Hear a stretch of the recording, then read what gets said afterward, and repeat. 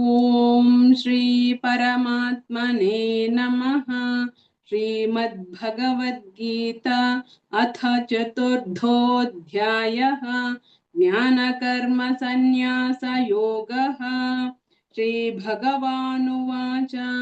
इमौ विवस्वते योगं प्रोक्तवानहमव्ययम्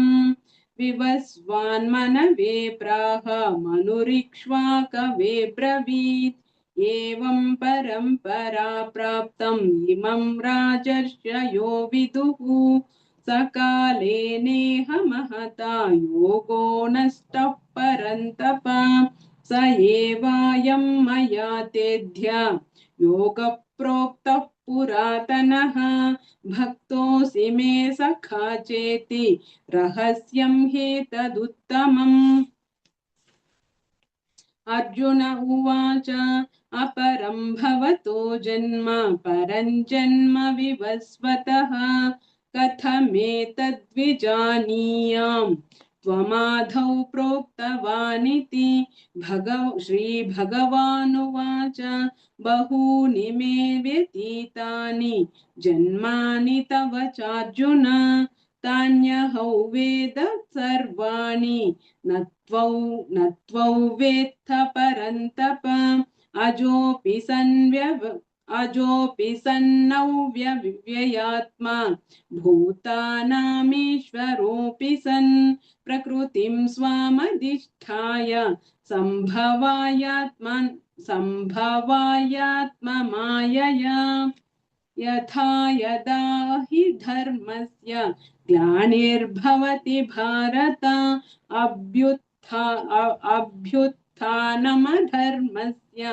तदात्मानं सृजाम्यहम् परित्राणाय साधूनां विनाशाय च दुष्कृताम् धर्म संस्थापनार्थाय संभवामि युगे युगे जन्म कर्म च मे दिव्यम् एवैयो वेत्ति तत्त्वतः त्यक्त्वा देहं पुनर्जन्म नैति मावेति सोऽर्जुन वीतरागभयक्रोधाः मन्मया मामुपाश्रिताः बहवो ज्ञानतपसा पूता मद्भावमागताः ये यथा मां प्रपद्यन्ते तां तथैव भजाम्यहम् मम वर्त्मानुवर्तन्ते मनुष्याः पार्थ सर्वशः काङ्क्षन्तः कर्मणां सिद्धिं यजन्तम् इह देवताः क्षिप्रं हि मानुषे लोके सिद्धिर्भवति कर्मजा चातुर्वर्ण्यं मया सृष्टं कर्म गुणकर्म विभागशः तस्य कर्तारमपि मां विद्य कर्तारमव्ययम्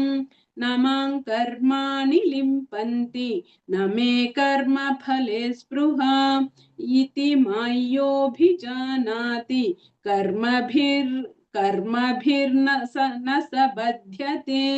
एवं ज्ञात्वा कृतं कर्म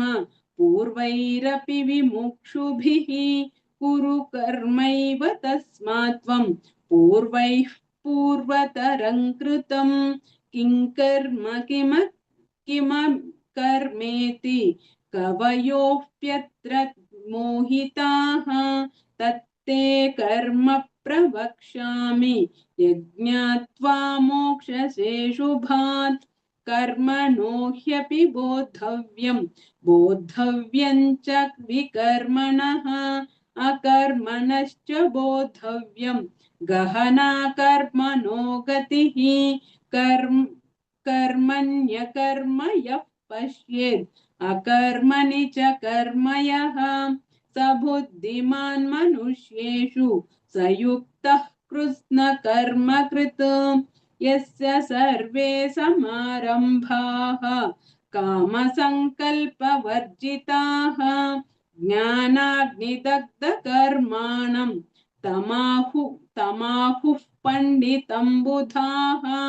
त्यक्त्वा कर्मफलासङ्गं नित्यतृप्तो निराश्रमः कर्मण्यभिः प्रवृत्तोऽपि नैव किञ्चित् करोति सः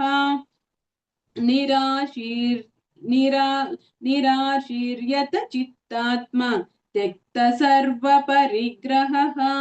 शारीरं केवलं कर्म कुर्वन्नाप्नोति किल्बिषम् यदृच्छालाभसन्तुष्टः द्वन्द्वातीतो विमत्सरः समसिद्धावसिद्धौ च कृत्वापि न निबध्यते गतसङ्गस्य मुक्तस्य ज्ञानावस्थितचेतसः यज्ञयाचरतः कर्म समग्रं प्रविलीयते ब्रह्मार्पणं ब्रह्म हविः ब्रह्माग्नौ ब्रह्मणाहुतं ब्रह्मैव तेन गन्तव्यं ब्रह्म कर्म समाधिना दैवमेवापरे यज्ञं योगिनः पर्युपासते ब्रह्माज्ञावपरे यज्ञं यज्ञैनैवोपजुह्वति श्रोत्रादीनीन्द्रियाण्यन्ये संयमाग्निषु जुह्वति शब्दादीन् विषयान्यन्ये इन्द्रियाग्निषु जुह्वति सर्वाणीन्द्रियकर्माणि प्राणकर्माणि चापरे आत्मसंयमयोगाग्नौ जुह्वति ज्ञानदीपिते द्रव्ययज्ञस्थपो यज्ञाः योगयज्ञस्तथा परे साध्यायज्ञानयज्ञश्च यतयः संशितौ व्रताः अपाने जुह्वति प्राणं प्राणे पानं तथा परे प्राणापानगतिरुद्ध्वा प्राणायामपरायणाः अपरे नियताहाराः प्राणेषु जुह्वति सर्वेऽप्येते यज्ञविदः यज्ञक्षिपितकल्मषाः यज्ञशिष्ठा स्मृतभुजः यान्ति ब्रह्म सनातनं नायल्लोकोऽस्त्ययज्ञस्य कुतोऽन्यः कुरु सत्तमा एवं बहुविधा यज्ञाः वितता ब्रह्मणो मुखे कर्मजान् विद्धि तान् सर्वान्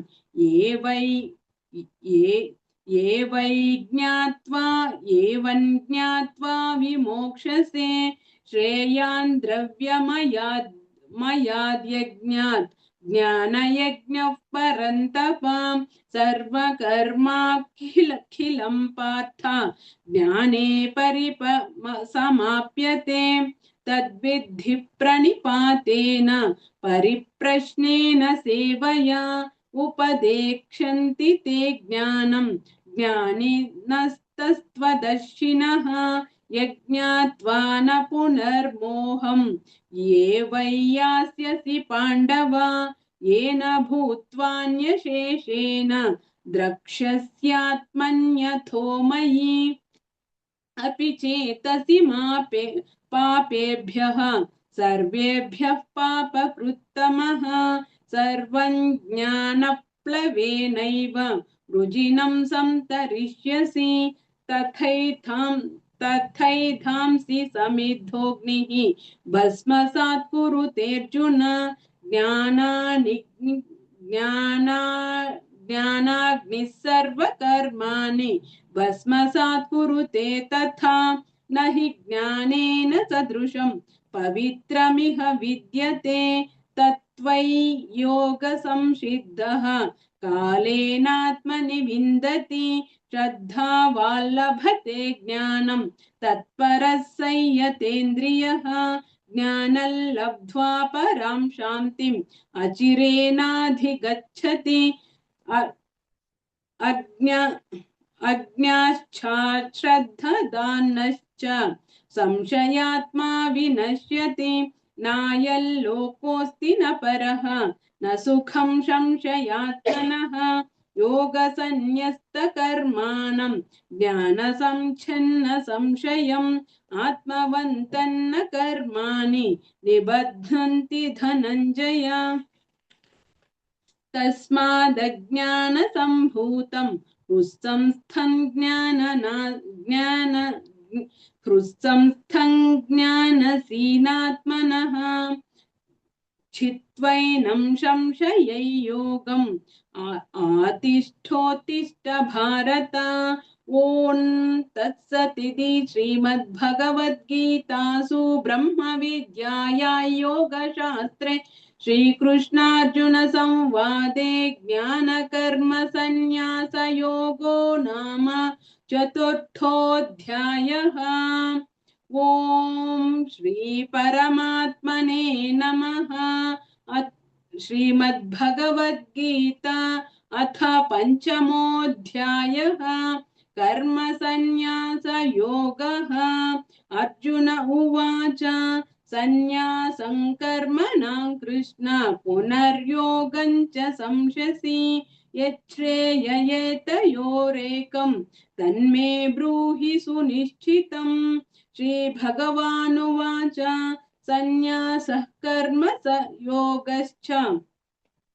निःश्रेयसकरावुभौ तयोस्तु कर्म संन्यासः कर्मयोगो विशिष्यते ज्ञेयः स नित्यसंन्यासी यो न द्वेष्टि न काङ्क्षति निर्द्वन्द्वो हि महाबाहो सुखं बन्धात् प्रमुच्यते सांख्ययोगौ पृथक् बालाः प्रवदन्ति न पण्डिताः एकमप्यस्थितः सम्यक् उभयोर्विन्दते फलम् यत्साङ्ख्यैः प्राप्यते स्थानं तद्योगैरपि गम्यते एकं सांख्यं च योगं च यः पश्यति स पश्यति संन्यासस्तु महाबाहो दुःखमाप्तुमयोगतः योगयुक्तो मुनिब्रह्मा न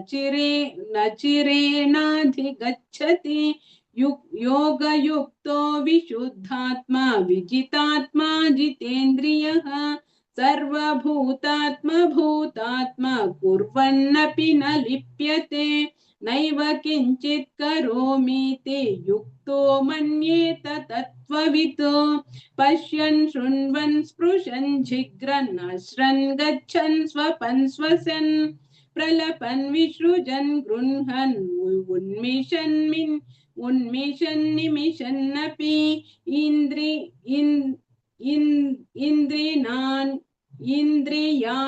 इन्द्रियाणीन्द्रियार्थेषु वर्तन्ते इति धारयन् ब्रह्मण्याधाय कर्माणि सङ्गं त्यक्त्वा करोति यः लिप्यते न स पापेन पद्मपत्रमिवाम्भसा कायेन मनसा बुद्ध्या केवलैरिन्द्रियैरपि योगिनः कर्म कुर्वन्ति सङ्गं त्यक्त्वात्मशुद्धये युक्तः कर्म फलं त्यक्त्वा शान्तिमाप्नोति नैष्ठिकीम् अयुक्तः कामकारेण फले सक्तो निबध्यते सर्वकर्माणि मनसा सन्न्यस्तास्ते सुखौ वशी नवद्वारे पुरे देहि नैव कुर्वन्न कारयन् न कर्तृत्वन्न कर्माणि लोकस्य सृजति प्रभुः न कर्मफलौ संयोगं स्वभावस्तु प्रवर्तते नादत्ते कस्यचित् पापं न चैव सुकृतौ विभुः अज्ञानेनावृतं ज्ञानं तेन मुह्यन्ति जन्तवः ज्ञानेन तु तदज्ञानं येषान्नासितमात्मनः तेषामादित्यवज्ञानं प्रकाशयति मत्परं तद्बुद्धयः तदात्मानः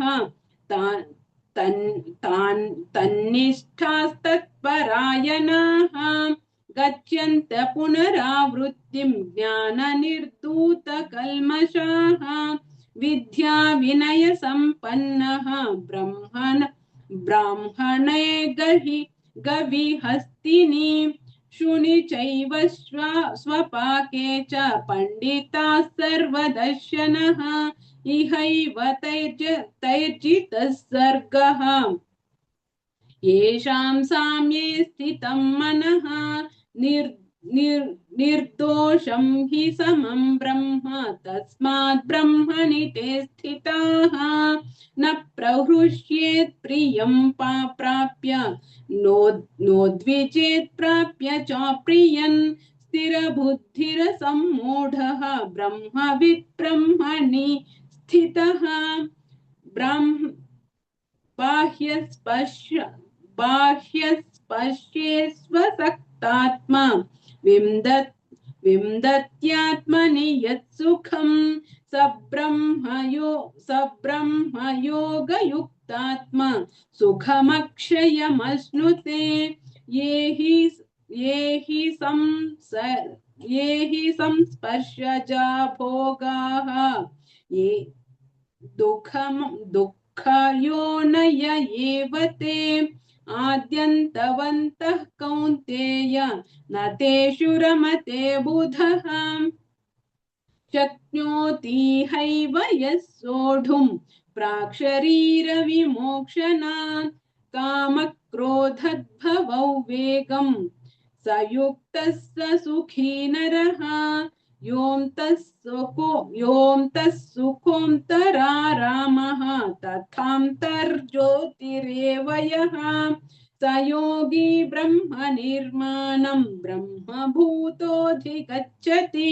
लभन्ते ब्रह्मनिर्माणं ऋषयः क्षीणकल्मषाः द्वैधा यदात्मानः सर्वभूतहिते रताः कामक्रोधवियुक्तानां यतीनयतचेतसाम् अभितो ब्रह्मनिर्वाणं वर्तते विदितात्मनां स्पर्शान् कृत्वा बहिर्बाह्यान् चक्षुश्चैवान्तरे भ्रुवोः प्राणापानौ समौ कृत्वा नासाभ्यन्तरचारिणौ यतेन्द्रियमनो बुद्धिः मुनिर्मोक्षपरायणः विगतच्छाभयक्रोधः यः सदा युक्त एव सः भोक्तारयज्ञतपसां सर्वलोकमहेश्वरं सुहृदं सर्वभूतानां ज्ञात्वा मां शान्तिमृच्छति ओं तत्सदिति श्रीमद्भगवद्गीतासु उपनिषत्सु ब्रह्मविद्यायां योगशास्त्रे श्रीकृष्णार्जुन संवादे कर्मसन्न्यासयोगो नाम पंचमोऽध्यायः। ओम श्री परमात्मने नमः। श्रीमद्भगवद्गीता अथ षष्ठोऽध्यायः आत्मसंयमयोगः। श्रीभगवानुवाच अनाश्रितः कर्म फलं कार्यं कर्म करोति यः स सन्न्यासी च योगी च न निरग्निर्न चाक्रियः यं सन्न्यासमिति प्राहुः योगन्तौ विद्धि पाण्डव न ह्यसन्न्यस्तसङ्कल्पः योगी भवति कश्चन आरुरोक्षोर्मुनेर्योगं कर्म कारणमुच्यते योगारूढस्य तस्यैव शमः कारणमुच्यते यदा हीनेन्द्रियार्थेषु न कर्मस्वनुसज्जते सर्वसंकल्पसन्न्यासी योगारूढ रूढस्तदोच्यते उद्धरेदात्मनात्मानं नात्मानमवसादयेत् आत्मैव ह्यात्मनो बन्धुः आत्मैव रिपुरात्मनः बन्धुरात्मात्मनस्तस्य येनात्मैवात्मना जितः अनात्मनस्तु शत्रुत्वे वर्तेतात्मैव शत्रुवतु जितात्मनः प्रशान्तस्य परमात्मा समाहितः शीतोष्णसुखदुःखेषु तथा मानापमानयोः ज्ञानविज्ञानतृप्तात्मा कूटस्थो विजितेन्द्रियः युक्त इत्युच्यते योगी समलोष्टाश्मकाञ्चनः सुहृन्मित्रार्युदासीन मध्यस्थद्वेष्य बन्धुषु साधुष्वपि च पापेषु समबुद्धिर्विशिष्यते योगी युञ्जीत सततम् आत्मानं रहसि स्थितः एकाकी यतचित्तात्मा निराशीरपरिग्रहः शुचौ देशे प्रतिष्ठाप्य स्थिरमासनमात्मनः नात्युच्छ्रितन्नातिनीचं शैलाजिनकुशोत्तरम् तत्रैकाग्रं मनः कृत्वा यतचित्तेन्द्रियः क्रियः उपविश्यासने युञ्जात् योगमात्मविशुद्धये समङ्काय शिरोग्रीवं धारयन्नचलं स्थिरः सम्प्रेक्ष्य नासिकाग्रं स्वं दिशश्चानवलोकयन् प्रशान्तात्मा विगतभिः ब्रह्मचारिव्रते स्थितः मनः संयम्यमच्चित्तः युक्त आसीत मत्परः युञ्जन्नेवं सदात्मानं योगी नियतमानसः शान्तिर्निर्वाणपरमं मत्संस्थामधिगच्छति नात्यस्नतस्तु योगोऽस्ति न चैकान्तमनस्नतः न चातिस्वप्नशीलस्य जाग्रतो नैव चार्जुन युक्ताहारविहारस्य युक्तचेष्टस्य कर्मसु युक्तस्वप्नावबोधस्य योगो भवति दुःखः यदा विनियतं चित्तम् आत्मैनेवावतिष्ठते निःस्पृहः सर्वकामेभ्यः युक्त इत्युच्यते तदा यथा दीपो निवातस्थः नेङ्गते सोपमा स्मृता योगिनो यतचित्तस्य युञ्जतो योगमात्मनः यत्रो परमते चित्तं निरुद्धै योगसेवया यत्र चैवात्मनात्मानं पश्यन्नात्मनि तुष्यति सुखमात्यन्तिकै यत्तदो बुद्धिग्राह्यमतीन्द्रियं वेत्ति यत्र न चैवायं स्थितश्चलति तत्त्वतः यल्लब्ध्वा चापरल्लाभं मन्यते नाधिकं ततः यस्मिन् स्थितो न दुःखेन गुरुणापि विचाल्यते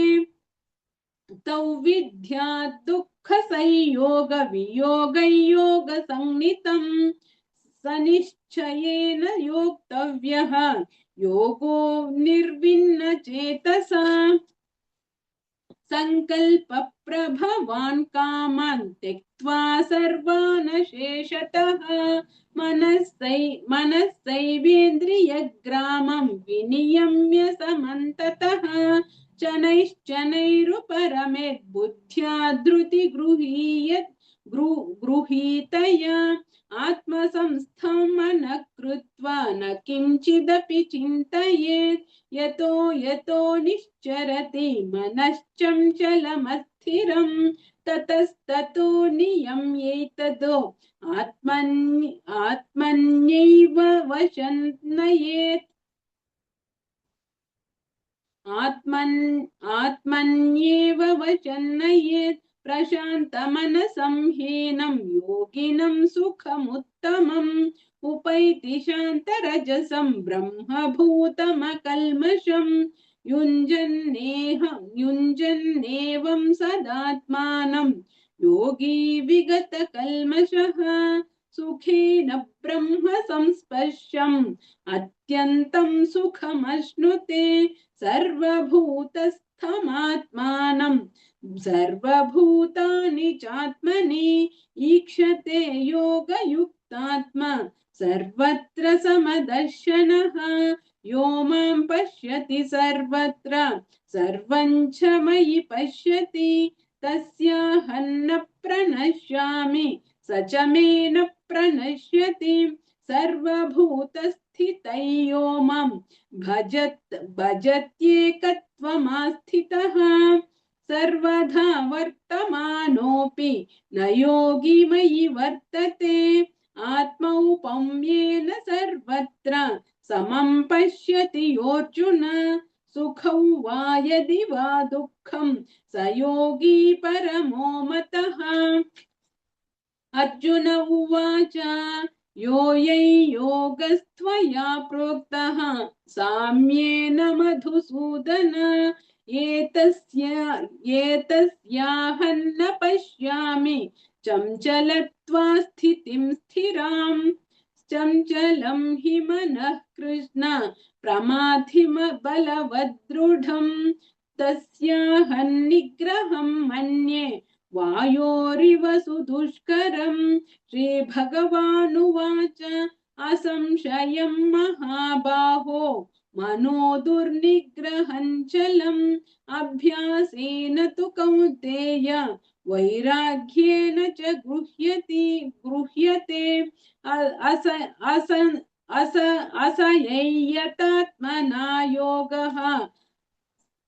असंयतात्मना योगः दुष्प्राप इति मे मतिः पश्यन् पश्य पश्य पश्य पश्य पश्यात्मना तु यतता शक्नो वाप्तुमुपायतः अर्जुन उवाच अयति श्रद्धयोपेतः योगाच्छलितमानसः अप्राप्य योगसंसिद्धिं कां गतिं कृष्ण गच्छति कश्चिन्नो भयविभ्रष्टः छिन्नाभ्रमिव नश्यति अप्रतिष्ठो महाबाहो विमूढो ब्रह्मणः पथि एतन्मे संशयं कृष्ण चेत्तुमर्हस्य शेषतः त्वदन्यः संशयस्यास्य चेत्थानहन्युपद्यते श्रीभगवानुवाच पार्थ नैवेह नामुत्र विनाशस्तस्य विद्यते न हि कल्याणकृत् कच्चिदु दुर्गतिं तात गच्छति प्राप्य पुण्यकृतान् लोकान् उषित्वा शाश्वती समाः शुचीनां श्रीमताङ्गेः योगभ्रष्टोऽभिजायते अथवा योगिनामेव कुले भवति धीमताम् एतद्धि दुर्लभतरं लोके जन्म यदीदृशं तत्र तं बुद्धिसंयोगं लभते पौर्वदेहिकं यतते च ततो भूयः संसिद्धौ कुरु नन्दन पूर्वाभ्यासेन तेनैव क्रियते ह्यवशोऽपि सः जिज्ञासुरपि योगस्य शब्दब्रह्माति वर्तते प्रयत्नात्यधमानस्तु योगी संशुद्ध किल्बिषः अनेकजन्म संसिद्धः ततो याति पराङ्गतिम् अपस् तपस्विभ्योऽधिको योगी ज्ञानिभ्योऽपि ततोऽधिकः कर्मिभ्यश्चाधिको योगी तस्माद्योगी भवार्जुन योगिनामपि सर्वेषां मद्गतेनान्तरात्मना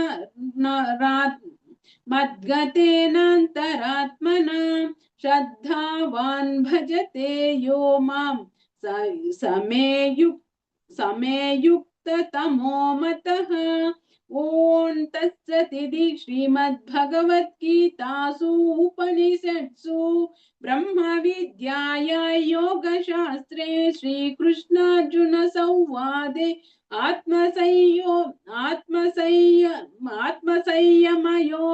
नाम षष्ठोऽध्यायः।